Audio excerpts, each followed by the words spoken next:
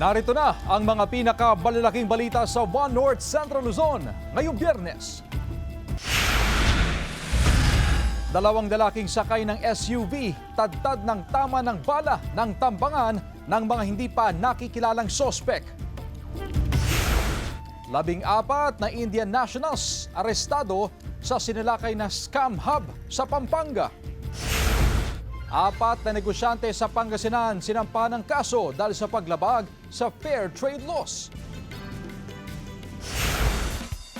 At ilang float makers sa Baguio City puspusan ang pagdidisenyo sa mga karosa na kalahok sa Grand Float Parade.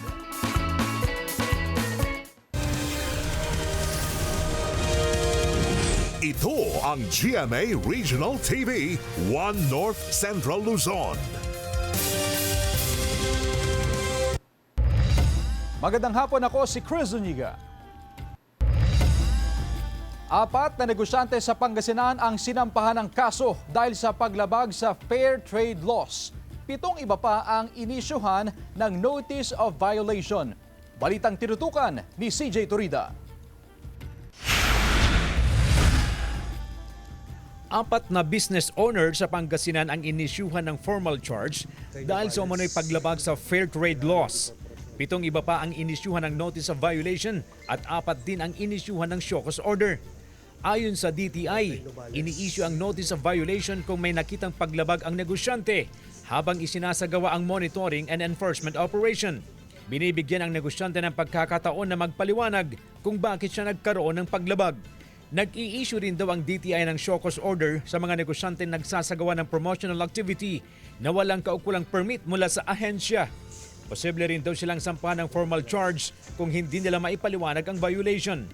Simula Enero ngayong taon, umabot na sa 456 na business establishments sa Pangasinan ang sinuyod ng DTI sa kanilang operasyon. Kabilang dyan ang 52 establishmento sa Dagupan, Mangaldan at Calasiao na sumailalim sa monitoring noong February 24. Sa kabuuan, mataas naman daw ang compliance rate na 98%. Pero may ilang business firm na lumabag sa standards law, accreditation law at sales prom activities sa ilalim ng Consumer Act. Ibig sabihin, yung mga produkto na kanilang binibenta, ang tawag natin dyan, uncertified. Hindi siya dumaan doon sa Philippine National Standards Lab Test. Sa buong Pangasinan, aabot sa 23,000 na business firms na sole proprietorship ang imo-monitor ng DTI. Hindi pa kabilang dyan ang mga korporasyon. Layo ng monitoring and enforcement operation na mabigyan ng proteksyon ang mga consumer. Lahat naman ng mga panuntunan ng DTI ay sinusunod naman po namin dito sa store. Bago ka pumunta sa isang establishment kung saan ka bibili, nagkakanda ka muna ng research kung yung establishment na yan is credible siya. Panawagan ng DTI sa mga negosyante, sumunod sa fair trade laws, maging responsable at huwag mandaya sa mga consumer. Kasama si Ron Tanyedo, CJ Torida, One North Central Luzon. 2 lalaking sakay ng SUV tadtad ng tama ng bala matapos sa pagbabarilin ng mga hindi pa nakikilalang sospek. Nakatutok, Glam Caligdan, Dizon. Tadtad ng tama ng mga bala ang SUV na ito matapos tambangan ng mga armadong sospek sa kahabaan ng Barangay Paltit, Badok, Ilocos Norte. Tadtad din ng tama ng bala sa katawan ng 2 lalaking nakasakay sa SUV. Kinorner po yung sakyan at nung nakorgan na po, bumaba po yung mga suspects sa 2 sakyan na ginamit na pananambang sa mga biktima. Base sa investigasyon ng pulisya, galing sa sabungan ang mga biktima at pauwi na sila ng pagbabarilin ng mga sospek na nakasakay ng SUV at pick-up. Naitakbo pa sa ospital ang mga biktima pero idineklarang dead on arrival. Ayon sa pulisya, 80 basyo ng bala mula sa caliber 45 at caliber 30 ang na-recover sa crime scene. Naka-recover din ng pulisya ng isang 5.56 Colt Armalite rifle at 2 cartridge ng 9mm sa loob ng sasakyan ng mga biktima. Inaalam pa ang motibo sa krimen at pagkakakilanlan ng mga sospek. Wala pang pahayag ang pamilya ng mga biktima. Glam Caligdan, Dizon, One North Central Luzon.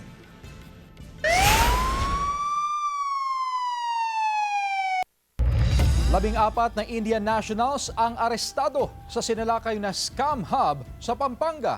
Tutukan sa report.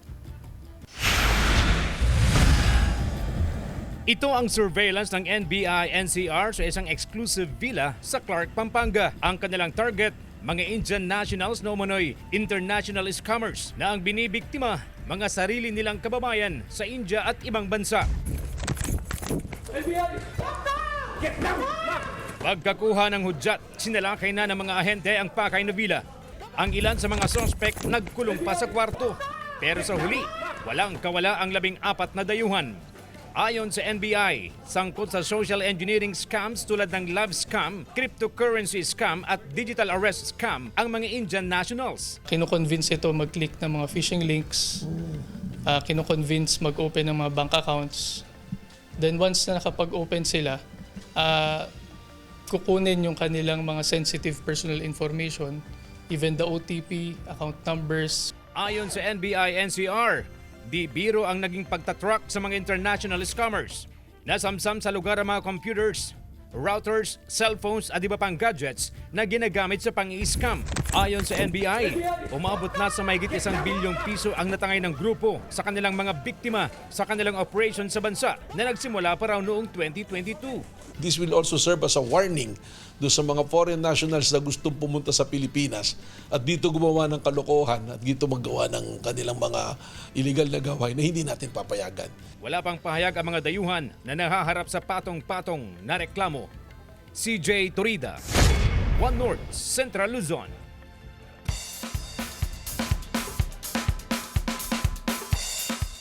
Supply ng mga lokal na bulaklak halos nagkakaubusan na ayon sa ilang float makers para sa Grand Float Parade.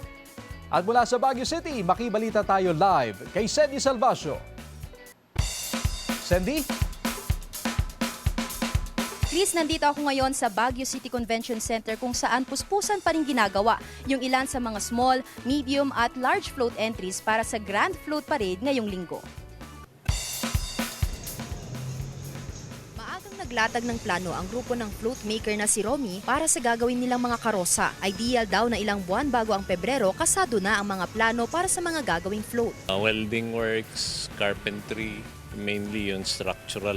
You leave 7 days para sa floral foams. Nahirapan daw ang ilang contingent sa paghahanap ng mga bulaklak na swak sa kanilang tema. We're still sourcing some of the flowers at the moment, but as you can see, marami na kaming stock ngayon, which is yun yung inaayos ngayon. Karamihan sa mga ginagamit na bulaklak mula sa Benguet at Baguio City. Dahil in demand ngayon ang bulaklak sa Baguio, tumaas din ang presyo. Bago ang kompetisyon sa linggo, makikita na sa ilang obra ang kanilang mga paandar. Well, we're very ready. In fact, we're very excited. More or less fine-tuning na lang yan. Getting into minor details na lang yung ating pag-uusapan dyan. But as far as the guests of honor, the performers are concerned, the parade lineup, solid yan. Samantala, inilabas na ng Traffic Enforcement Unit ng Baguio City Police ang mga traffic advisory para sa mga aktibidad ng Panagbanga Festival ngayong weekend. Isasara ang mga sumusunod na lansangan na madadaanan ng mga lalahok sa parada. Nagtalaga rin ng control points at alternative na ruta sa iba't ibang bahagi ng lungsod. Upang mamonitor ang sitwasyon ng trapiko, gagamit ang pulisya ng mga drone camera. Magkakaroon ng emergency lanes para sa mga hindi inaasahang insidente tulad ng medical cases. At yan po ang isang naging problema natin. It is because some people are occupying the emergency lanes. That is the reason why we doubled yung deployment natin, because we must ensure that emergency lane will remain as emergency lane. Samantala, ilang paaralan ang magbubukas ng kanilang campus upang magamit bilang parking area na makatutulong sa limitadong parking space sa lungsod. Pinapayuhan ang publiko na planuhing mabuti ang kanilang biyahe sa syudad upang makaiwas sa anumang aberya. Chris, ngayong Biyernes ay kanya-kanyang diskarte pa rin ang mga float makers para matapos ang kanilang mga karosa, katulad na lamang ng non-competing entry na ito na mula sa Baguio City LGU. Kung ating lalapitan ang kanilang float entry, mapapansin natin na karamihan sa kanilang mga ginamit na bulaklak ay yung mga Malaysian moms. May mga ginamit din sila na statis at syempre nandiyan din yung everlasting flowers. Sa nakausap natin na isa sa mga artist nitong float entry, nabanggit nila na inaasahang matatapos ang kanilang karosa hanggang ngayon ngayong Sabado. Samantala, paalala naman ng BFFFI na sa pagdating ng Grand Floral Float Parade ay inaasahan na maipaparating sa ating mga kababayan ang masayang diwa ng Baguio City Flower Festival. Chris? Maraming salamat, Sandy Salvacio. Mga kapuso, mamumukadkad ang saya at mapupuno ng kulay ang inyong weekend sa sorpresang hatid ng GMA Regional TV sa Kapuso Spotlight in celebration of Panagbanga Festival sa Baguio City. Makikipiesta ang cast ng Encantadia Chronicles Sangre na sila Kelvin Miranda, Angel Guardian at Faith De Silva. Bukas na yan, February 28, 3 p.m. sa Barangay Upper Dagshan Covered Court. At 4 p.m. naman sa Barangay Scout Barrio Covered Court, Baguio City. See you there, mga kapuso.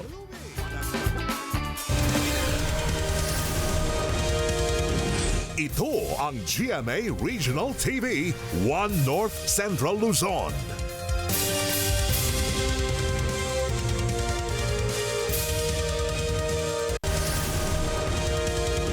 Ito ang GMA Regional TV, 1 North Central Luzon.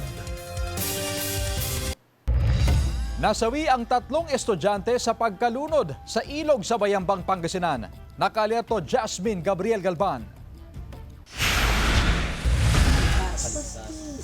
Naghihinagpi si Jaime Austria dahil sa sinapit ng kanyang 2 anak. Isa sa kanyang mga anak ay nasa ospital ngayon matapos makaligtas sa pagkalunod kahapon ng hapon sa Barangay Katuray, Bayambang, Pangasinan. Habang ang isa naman niyang anak ay hindi pa natatagpuan. Mawalan ng anak. Yung asawa ko, nandyan. Sakit ng ulo. Laging umiiyak.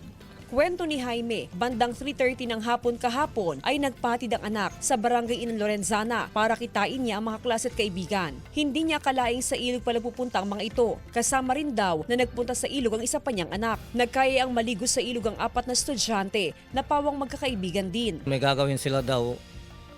Iwan ko kung anong gagawin. Kaya pagdating ko dito, nabalitaan ko, nandun sila, Katuray, naligo sila daw. Na-recover kahapon ng katawan ng isa sa mga biktima, habang kaninang umaga naman ang katawan ng isa pa. Patuloy ang retrieval operation ng mga otoridad para mahanap ang katawan ng isa pang estudyante. Pahayag naman ng pamunuan ng eskwelahan kung saan nag-aaral ang 3 estudyanteng nalunod na dumalo pa sila sa Foundation Day kahapon ng umaga. Pero hindi na raw sila pumasok pagsapit ng hapon. Sabi namin, bumalik kayo kahit na mayroon tayong JS bukas.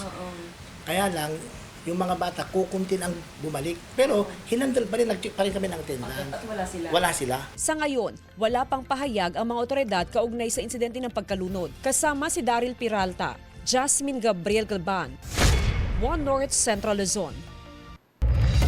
Traffic enforcer na naksak ng jeepney driver sa Kalasyaw, Pangasinan dahil umano sa dating alitan. Tutukan sa report. Posibleng maharap sa reklamong frustrated murder ang isang traffic enforcer nang masaksak niya ang isang jeepney driver habang nag-aabang ng pasahero sa Barangay San Miguel, Kalasyaw, Pangasinan, umaga noong nakaraang Biyernes. Base sa investigasyon ng pulisya, dati nang may alitan ukol sa batas trapiko ang traffic enforcer at ang driver. At nang magkita ang dalawa, nagkasagutan at nagkahamunan ng suntukan. Ang sagutan ng dalawa nauwi sa pananaksak ng traffic enforcer sa driver. Walang duty ang traffic enforcer noong mangyari ang insidente. Nagpapagaling ang 52 anyos na biktima. Wala pa siyang pahayag. Patuloy na pinaghahanap ng otoridad ang 56 anyos na sospek na parehong residente ng Barangay San Miguel. Patuloy po kami nakikipag-ugnayan sa pamunuan ng Poso at saka sa mga kamag-anak at sa mga barangay officials po ng Barangay San Miguel upang tulungan po kami upang matuntun po itong suspect na to o kaya ito'y ating mapasuko po. Sinisikap ng GMA Regional TV na makuhanan ng pahayag ang kaanak ng traffic enforcer. Hindi po ito tolerate yung mga ganyang gawain. Mas maganda magpakita na po siya para maliwanagan po, makausap kung ano man ang plano niya, humarap sa pamilya ng nasaksak niya. Patuloy ang investigasyon ng otoridad sa insidente. Kasama si Ron Taniedo, Joel Fernandez, 1 North Central Luzon.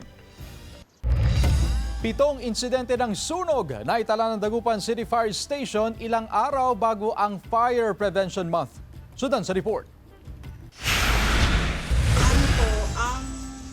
Simula Enero 2026 hanggang sa kasalukuyan, nakapagtala na ang Dagupan City Fire Station ng 7 insidente ng sunog. Pinakahuli rito ang vehicular fire na nangyari sa Arellano Street gabi noong Biyernes. Ang tala ngayong taon, tumaas ng 75% kumpara sa 4 na insidente sa parehong panahon noong nakaraang taon. Idineklarang Fire Prevention Month ang Marso, kaya puspusan ang paghahanda ng BFP na palakasin pa ang kamalayan ng publiko upang makaiwas sa anumang insidente ng sunog. Puspusan din ang fire safety inspection sa mga business establishment sa lungsod. Ongoing yung pag-ikot natin ng mga fire safety inspectors natin sa mga iba't ibang gusali at establishmento dito sa ating syudad, nang sa ganun ay masiguro natin na yung kaligtasan ng ating mga mamamayan.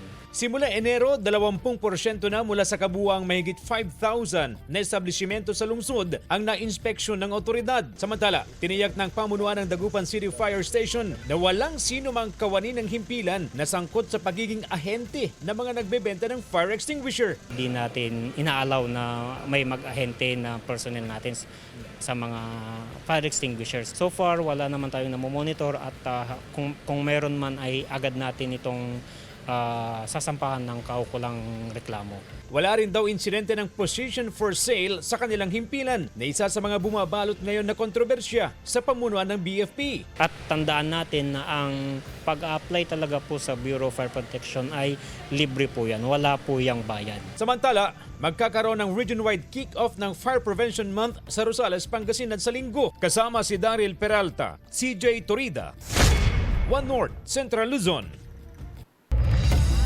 New dance duos, new dance styles. Ang mga celebrity at P-pop dance stars, ibibigay ang lahat para sa todong paghataw sa pangalawang kolabo-labong labanan. Next round na ng kolabanan sa Dance Arena.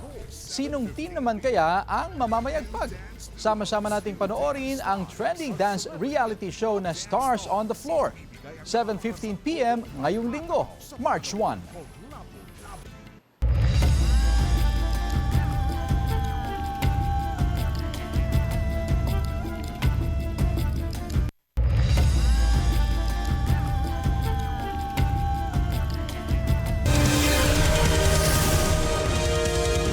Ito ang GMA Regional TV, One North Central Luzon.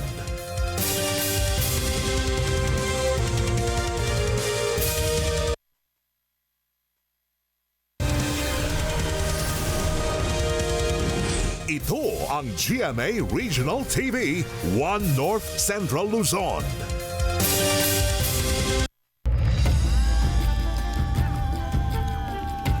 Panghablot ng lalaki sa kwintas ng asawa ng isang barangay chairman sa Talavera, Nueva Ecija na hulikam. Narito ang report. Sa kuha ng CCTV, makikita ang isang lalaking nakatayo sa harap ng tindahan sa barangay Matingkis, Talavera, Nueva Ecija hapon noong Lunes. Palingalinga sa paligid. Ilang saglit pa yumuko ang lalaki. Ipinasok ang kamay sa siwang ng tindahan saka mabilis na umalis sakay ng motorsiklo. Hinablot pala ng lalaki ang kwintas na nakasabit sa leeg ng may-ari ng tindahan na si Marcy Margate, asawa ng barangay chairman ng Matingkis. Inakala raw ng ginang na may bibilihin ng lalaki. Nagulat na lang siya nang biglang hablutin ang kanyang kwintas. Ngayon may binibili po siya, ini-entertain ko kung ano yung bibilhin niya. Nakalingat lang po ako ng konting-konti lang eh. Biglang hinablot po yung kwintas ko na tumalab pa yung kuko niya na medyo napaliyad pa ako. Nagkakahalaga ng mahigit 30,000 pesos ang kwintas. Matinding takot daw ang dulot ng insidente kay Ginang Marcy.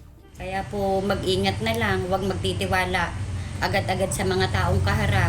Sinubukan pang habulin ng barangay chairman ng lalaki pero hindi na niya naabutan. Hindi ko po talaga inabutan halos pero malapit lang po 3 di pa lang. Pero kahit na anong gawin ko, hindi ko na siya abutan, sir Hawak na ng Talavera Police ang CCTV footage para sa kanilang investigasyon. Nagpakalat na rin ng Intel operatives ang pulisya upang matunton ng sospek. Sa pamamagitan ng social media, nanawagan ng pamilya Margate sa mga may-ari ng pawn shop na huwag tanggapin ang alahas sakaling may magsanla o magbenta nito. Jewel Fernandez, One North, Central Luzon. Kaya raw ng Social Security System na itaas ang pensyon ng mga miyembro nito ngayong taon hanggang sa mga susunod na taon nang hindi nagkakaroon ng pagtaas sa kontribusyon ayon sa SSS. Dahil daw yan sa lakas ng financial performance ng pension fund. Hindi rin daw ito ikalulugi ng SSS dahil sa kinita ng ahensya kasunod ng contribution rate hike noong January 2025. Magpapatuloy naman daw sa Setyembre ng taong ito at sa 2027 ang 10% annual pension increase ng mga retirado at may kapansanan. Ibinida rin ng SSS ang paglagpas sa 1 trilyong piso ng reserve fund ng ahensya noong 2025 na historic high. Pinakamalaki din sa kasaysayan ang net income ng ahensya nitong nakaraang taon na umabot sa halos 143 billion pesos. Dahil daw dito, pwede silang magkaroon ng mga bagong programa tulad ng microloan programs na planong ilunsad sa second quarter ng taon.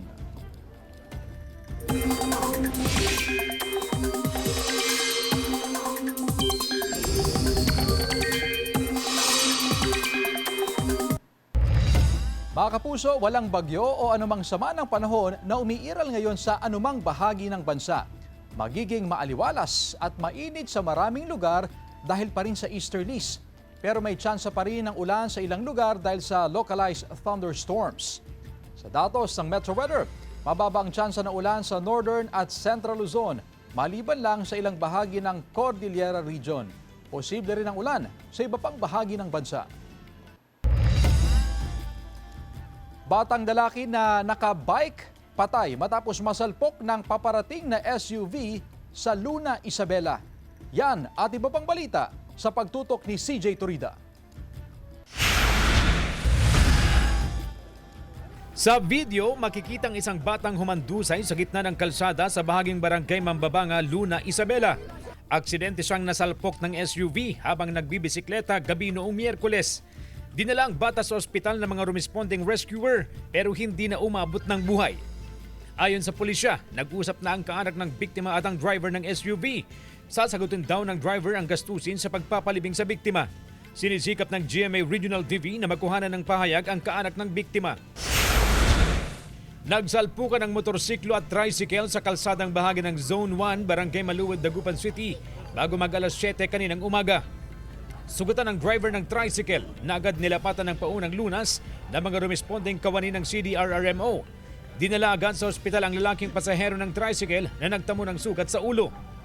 Sugatan din ang rider ng motorsiklo na dinala rin sa ospital. Patuloy ang investigasyon ng awtoridad sa insidente.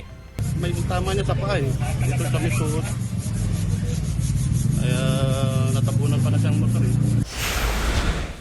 Tumagilid ang isang trailer truck sa Maharlika Highway na bahagi ng barangay Nagsabaran, Jardín Nueva Vizcaya, pasado alas 6 ng gabi kahapon. Sugatan ng driver ng truck at ang kanyang pahinante. Sinisikap ng GMA Regional TV na makuhanan sila ng pahayag. Ayon sa pulisya, nawalan ng preno ang sasakyan sa palikong bahagi ng kalsada. Kargado ang truck ng toneladang bigas na dadalhin sana sa bayan ng Bagabag. Nagdulot ng mabigat na daloy ng trapiko sa kalsada ang insidente. CJ Torida, One North, Central Luzon. Samantala sa Santo Tomas Villasis Bridge sa Pangasinan na halos 8 taon nang ginagawa, personal na ininspeksyon ni DPWH Secretary Vince Dizon. Ang detalye sa report. Ininspeksyon ni DPWH Secretary Vince Dizon ang ginagawang tulay na bahagi ng Santo Tomas Villasis Bypass Road sa Pangasinan. 2018 pa raw sinimulan ng konstruksyon pero hanggang ngayon hindi pa natapos. Sa pakikipag-usap ni Dizon sa direktor ng DPWH Region 1, kailangan pa raw ng 1.1 billion pesos na pondo upang matapos ang Tulet Bypass Road. Ipinag-utos ng kalihim sa mga opisyal ng DPWH Region 1 na isama na ang pondo para sa 2027 budget. Target na matapos ang proyekto sa 2027. Ipinag-utos din na asikasuhin ang iba pang hindi tatapos sa proyekto sa rehiyon. Ito yung talagang kinakainis ng Pangulo na ito na yung naging kagakaran na may mga sinisimulang projects ang gobyerno, ang DPWH na hindi tinatapos. Siguro, para alam nyo na. Diba? Para pagkakitaan. Sa Pangasinan, 14 pang unfinished project ng DPWH. So there's a commitment coming from the good secretary that they will finish this project. No? And I'm also lobbying to complete all the bypass roads in the whole province. Malaking tulong sa mga motorista sakaling mabuksan na ang Santo Tomas Villieses Bypass Road. Traffic po ma'am sa may tulay po ng Carmen kasi madaming sasakyan po. Sana po magawa na po itong daan mo para hindi po mahirapan yung mga ibang katulad ko na dumadaan dito. Ang laking tulong sana nito sa mga hindi lang residente ng Pangasinan, kundi lahat ng mga taong dumadaan papuntang norte at nanggagaling norte papuntang Maynila. Ininspeksyon din ang Binalonan Lawak Villieses Diversion Road na may habang 9.9 kilometers. Layo nitong masolusyonan ang matinding trapiko sa ilang lugar sa probinsya at maging maayos ang national road system. Kasama si Daryl Peralta, Jasmine Gabriel Galban, One North Central Luzon. Antutan! Antutan! Aragoy! Yuno! Kung ikaw ay isang bulaklak, ano ka at bakit? Ano na lang po, Rose. Bakit Rose? Kasi mabango po. Daisy. Bakit Daisy? Parang ako. Pangalan ko po. Ako, isa akong tulips. Tulips, bakit? Mahirap hanapin yun, rare. Parang ako, charot, charot, charot. Alam nyo ba na ang sunflower ay humarap kung saan ang sikat ng araw? Ngunit pagdating ng kanilang maturity, hihinto na ito at forever nang haharap sa silangan. Pare, silangan. Pare, silangan. Doon. Yan! At ang recorded na pinakamataas na sunflower ay umabot po ng 30 feet and 1 inch sa bansang Germany noong 2014. At syempre, ang sunflower, ang siyang official flower ngayong 2026 Panagbenga Festival. And that's for you to know. Ito po si Aragoy. Yan naman. Bye-bye.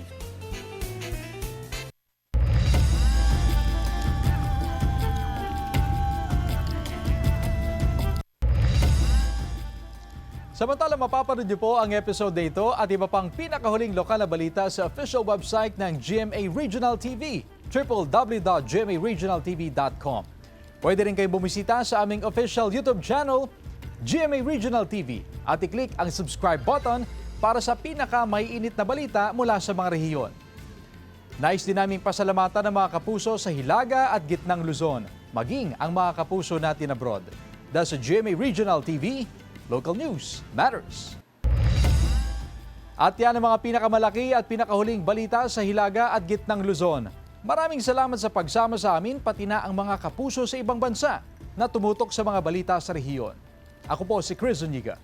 Kami ang GMA Regional TV, One North Central Luzon. Buong puwersa para sa mas malaking misyon at mas malawak na paglilingkod sa bayan.